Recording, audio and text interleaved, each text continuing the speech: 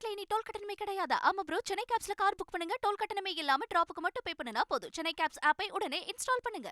நீலகிரிக்கு ராசா அவமானத்தை ஏற்படுத்திவிட்டதாக நீலகிரி தொகுதி பாஜக வேட்பாளரும் மத்திய இணையமைச்சருமான எல் முருகன் தெரிவித்துள்ளார். நீங்க இன்னைக்கு கூகுளில் தட்டினீங்கன்னா நீலகிரின்னு தட்டினா நீலகிரி வந்து ஒரு பெரிய டூரிஸ்ட் ஸ்பாட், ஒரு நல்ல டூரிஸ்ட் பகுதி, நல்ல இயற்கை வளம் மிக்க பகுதி.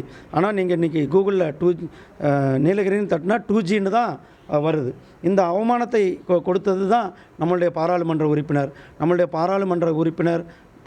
நம்மளுடைய சகோதரிகளை தவறுக்குறைவாக பேசுவது, மக்களினுடைய நம்பிக்கையான தெய்வங்களை தரைக்குறைவாக பேசுவது, பட்டியலின மக்களையே, இந்த பகுதியில் இருக்கிற அருந்ததியின மக்களை தரைக்குறைவாக பேசி அவர்களை இழிவுபடுத்தியது, இதெல்லாம் மக்கள் வந்து அவர்கள் மேலே ஒரு கோபத்தை இன்றைக்கு வெளிப்படுத்தி கொண்டிருக்கிறது தான் நாம் நேரடியாக பார்த்து கொண்டிருக்கின்றோம்.